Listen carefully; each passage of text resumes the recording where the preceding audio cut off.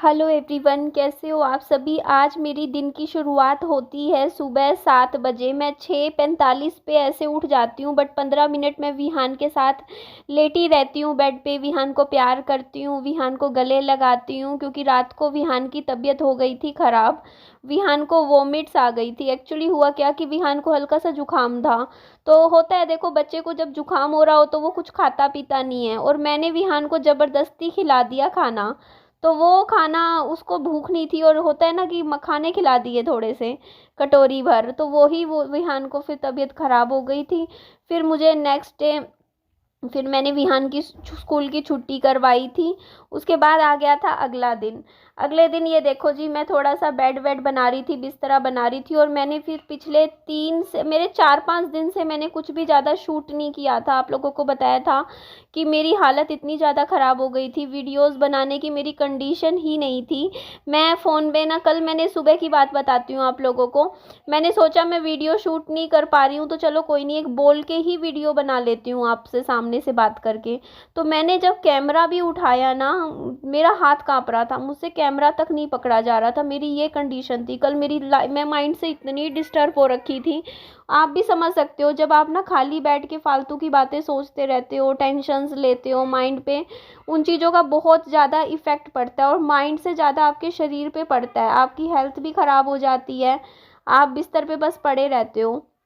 तो फिर कल का दिन भी ऐसा चला गया। तो फिर मैं ना खाली बैठी रात के टाइम ना, मैं सोच रही थी, निधि ऐसा क्या हुआ है तेरे साथ कि तू ना, मतलब इतनी ज़्यादा डिप्रेशन में जा रही है। और इससे पहले का तू टाइम देखे ना, तूने इससे बुरा वक्त था जब तेरी लाइफ का, जबकि जब तेरे हस्बैंड की डेथ ही हुई थी, तूने इतना कुछ लाइफ में झेला, तो उस टाइम तू इतना डिप्रेशन में नहीं थी। बल्कि अब तो लाइफ की सिचुएशन पहले से अच्छी है तेरे पास। उस टाइम तो देख, रहने का ठिकाना भी नहीं था, घर नहीं था।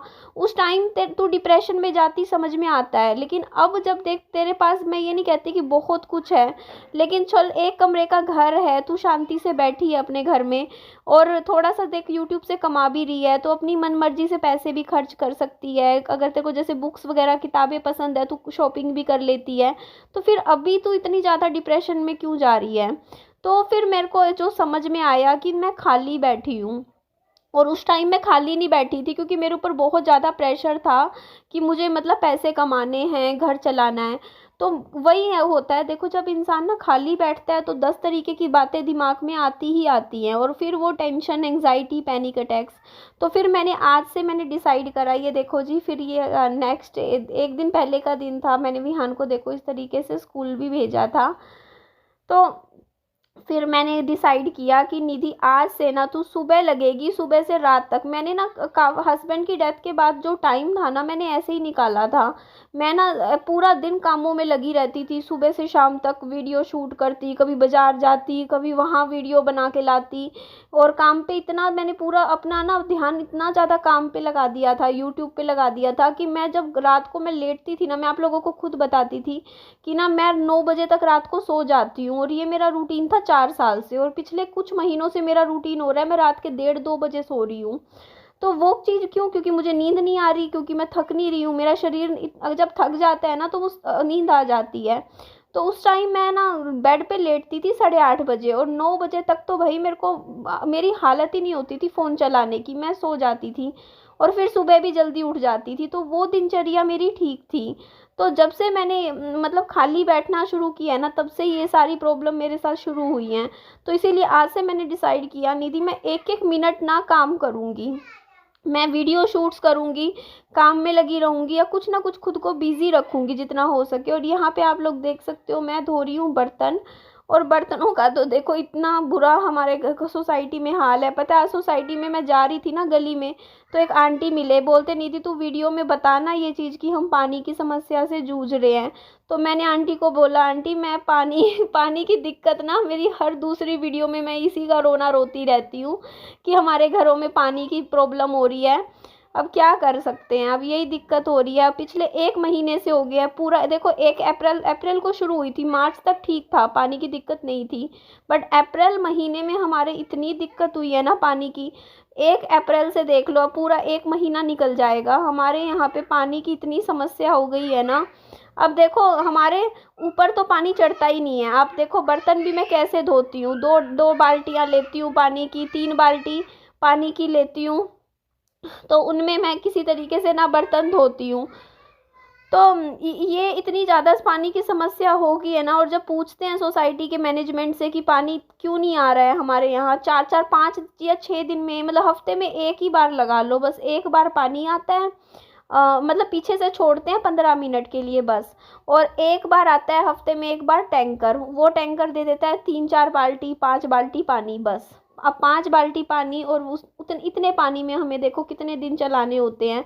अब मेरे साथ तो फिर भी चलो इतना है कि देखो छोटा बच्चा है, मैं हूँ, और जो लोग 4-4 5-5 लोग एक घर में रह रहे हैं, वो कैसे अपना टाइम निकाल रहे हैं। आप खुद सोचो कैसे टाइम पास होगा इतने से पानी में। इतना पानी तो देखो 4-5 बाल्टी तो टॉयलेट्स में ही जरूरी होती हैं। देखो आप खुद सोचो इतने लोग रह रहे हो, तो इस टाइम पानी की समस्या है। और जब पूछते हैं तो कहते हैं कि पूरे हिसार में ही दिक्कत आ रखी है, पीछे से दिक्कत है, नहर में दिक्कत हो रखी है पानी की। सॉरी, आपको आवाज़ आ रही होगी पीछे से, बच्चे हैं ना, ची ची चै चै, देख आप तो जानते ही हो करते ही हैं। तो उसके बाद मैं आज अपने स्टोर रूम की सफाई कर रही थी, क्योंकि मैंने देखा, क्योंकि मैं पिछले बता रही हूँ 4 दिन से मेरे घर में झाड़ू भी नहीं लगा था। मेरा ये कंडीशन थी कि मैं बिस्तर पे पड़ी थी। कल तो मैं दिन में सोई 4-5 घंटे, मैं 4-4.5 घंटे ना, मैं लगातार सिर्फ और सिर्फ सोती रही।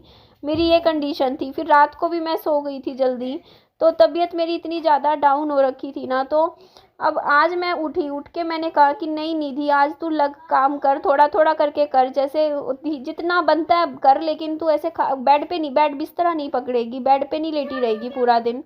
तो उसके बाद मैं पीछे आई स्टोर रूम में, और मैं यहाँ पे कर रही थी घर की सफाई। और ये डब्बे मैं लेकर आई थी, ये करीबन मेरे 450 रुपये के डब्बे आए थे। ये 350 का था, यही एक 350 रुपीज़ का आया था ये वाला। ये आप डब्बा देख सकते हो। अब पता नहीं ऑनलाइन कितने का आता है, मैं तो 99 स्टोर से लाई थी। और ये लाई थी इसलिए क्योंकि इसमें मेरा सारा सामान कॉस्मेटिक्स का रखा जाएगा। अब ये इधर उधर बिखरा रहता है, थोड़ा कहीं, एक ही डब्बे में सारा रखा जाएगा। तो ये मुझे सही लगा, तो ये रखा भी गया है देखो इस तरीके से। इसमें मैंने सब कुछ अपना जो भी सामान होता है, बिंदी, लिपस्टिक, काजल, जो भी क्रीम पाउडर जो भी था, मैंने सारा एक ही डब्बे में भर के रख लिया था। उसके बाद मैं यहाँ थोड़ा सा मैं पीछे आई, मैंने कहा थोड़ा सा यहाँ की ना झाड़ू वाड़ू लगाते हैं, थोड़ा सा ना इस एरिया को भी थोड़ा सा क्लीन करती हूँ। तो ये मेरा ना स्टोर रूम है। यहाँ पर ना मेरी जैसे 2 अलमारियाँ रखी हुई है। एक अलमारी में मैं अपने पहनने के डेली यूज़ के कपड़े रखती हूँ, दूसरी अलमारी में मैं विहान विहान के कपड़े रखती हूँ।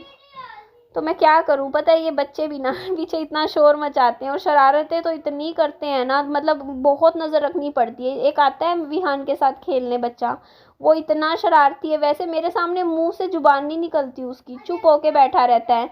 लेकिन जब अकेले में ये लोग इतनी शरारत करते हैं ना, पूछो मत। अब कल परसों की बात बताती हूँ, विहान के ना पाँव में छाला हो रखा था, और मेरे को ना विहान ने बताया नहीं कि क्यों हो रखा है छाला। तो मैंने पूछा ये छाला कैसे हुआ, तब मेरे को विहान ने मुझे बताया कि जो उसका दोस्त है ना, उसने माचिस की तिल्ली लगा दी मेरे पाँव पे। अब आप बताओ, ये मतलब मेरे घर में कभी माचिस विहान के हाथ में नहीं गई है। वो बच्चा 5 साल का बच्चा है, वो कॉलोनी में बोलता मेरे को सड़क पे मिली, तो सड़क पे से उठा के वो माचिस लेकर आया, और वो माचिस की तिल्ली उसने जला दी। और जला के देखो, मतलब उसने जला दी भाई, माचिस जला दी, और जला के विहान के पाँव तरफ फेंक दी। उसका पाँव पूरा विहान का जल गया, बताओ इतनी। और उसके बाद मैं परसों की 2-3 दिन पुरानी बात है, मैं ये देख रही, मैंने कहा वो बच्चा विहान के पाँव पे पानी फेंक रहा। तो मुझे लगा कि पानी क्यों फेंक रहा है विहान के पाँव पे। तो बाद में विहान ने मुझे अकेले में बताया कि देखो मेरे साथ ऐसा ऐसा किया, उस बच्चे ने मेरा पाँव जला दिया। तो उस बच्चे ने विहान का पाँव जला दिया, पाँव मतलब माचिस की तिल्ली से। और विहान को मैंने बोला तूने मुझे बताया क्यों नहीं ये बात उसी टाइम।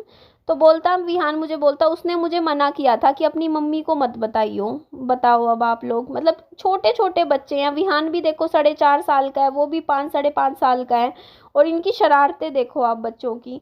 तो इसी वजह से ना इन बच्चों पे ना थोड़ा सा डांट के मुझे रखना ही पड़ता है, इनको मुझे थोड़ा सुनाना भी पड़ता है। अब देखो ना इन मतलब ऐसे, अब वो एक बच्चे को देख के फिर दूसरा बच्चा भी फिर वैसी ही शरारत करता है।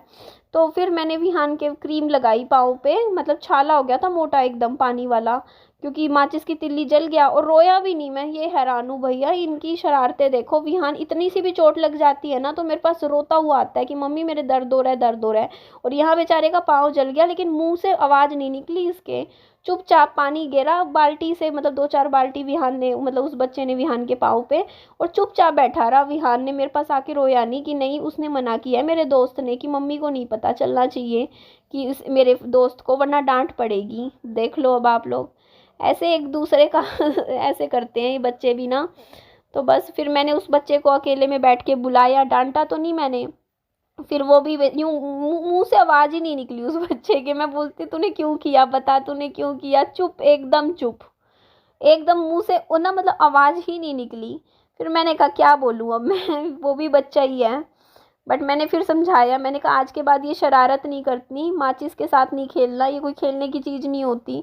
मैं घर में तो रखती भी नहीं हूँ, इतनी दूर रखती हूँ माचिस वगैरह की, बच्चों की पहुँच से दूर रखती हूँ सारी चीज़ें। बट ये गली में पता है क्या होता है, जैसे लोग माचिस से जैसे कोई आग वगैरह जलाता है तो वो वैसे ही वहीं फेंक जाता है, और बच्चे हैं ना ऐसी चीज़ें उठा लेते हैं। तो बच्चों के ऊपर तो देखो ऐसे ही रहता है, एक एक मिनट की नज़र रखनी पड़ती है, तब जाके बच्चे पलते हैं, ऐसे नहीं पलते हैं। छोटी छोटी चीज़ों का बहुत ध्यान रखना पड़ता है।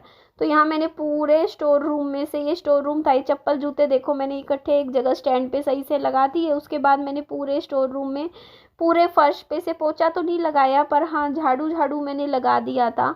तो झाड़ू लगा के भी थोड़ा थोड़ा मेरा ये जो स्टोर रूम है ना साफ़ हो गया था।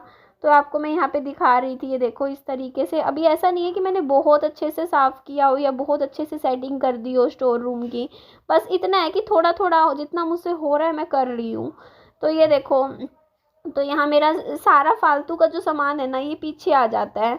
तो आगे फिर फालतू की चीज़ें रखने की ज़रूरत नहीं पड़ती, सारा पीछे की तरफ ही मैं रख देती हूँ। कुछ भी मुझे सामान लेना होता है ना, फिर मैं पीछे स्टोर रूम में आती हूँ, तैयार भी होना होता है। जैसे मान लो मुझे कुछ भी, तो मैं पीछे स्टोर रूम में ही तैयार हो जाती हूँ, दरवाज़ा बंद करके। ये यहाँ सही है। इन्वर्टर भी मैंने यहाँ पीछे ही रखा हुआ है अपना, क्योंकि करंट की चीज़ें होती है ना बच्चों से थोड़ी दूर रखनी ज़रूरी होती हैं। तो इन्वर्टर भी मैंने, और ये टेबल फ़ैन मैं लेकर आई थी इसलिए कि अभी जैसे यूज़ करेंगे, अभी जैसे गर्मियों में ना कई बार क्या होता है मौसम बहुत अच्छा हो जाता है, तब मैं घर के बाहर फोल्डिंग बिछा के सोया करूँगी आराम से, या बैठा करूँगी और टेबल फ़ैन चला दिया करूँगी। तो बस यही चीज़ें होती हैं। और थैंक यू आप सबके प्यारे प्यारे कमेंट्स के लिए, आप मुझे इतना प्यार दे रहे हो कमेंट्स में, उसके लिए दिल से थैंक यू बोलना चाहूँगी मैं आपको, कि आपने मेरी इतनी हिम्मत बढ़ाई। मैं इतनी टेंशन्स में चली गई थी लेकिन आपने मुझे फिर भी कल इतने अच्छे अच्छे कमेंट्स किए। कल मैंने एक कम्युनिटी पोस्ट लगाई थी, उसमें मैंने बताया कि मैं ऐसे ऐसे टेंशन में चल रही हूँ, तो उस कमेंट्स में इतने सारा आप लोगों ने मुझे बोला, समझाया कि निधि नहीं, आप स्ट्रेस में मत रहो, हम सब आपके साथ हैं, हम सब आपको प्यार देंगे। तो थैंक यू आप सबके प्यारे भरे कमेंट्स के लिए। तो आप देख सकते हो यहाँ स्टोर रूम की मेरी कुछ सफाइयाँ हुई हैं, कुछ नहीं हुई हैं, है ना, कर ही रही हूँ मैं वो तो चलिए जी, मिलती हूँ आप लोगों से नेक्स्ट वीडियो में। अपना खूब सारा ध्यान रखिएगा। Bye bye, take care, lots of love.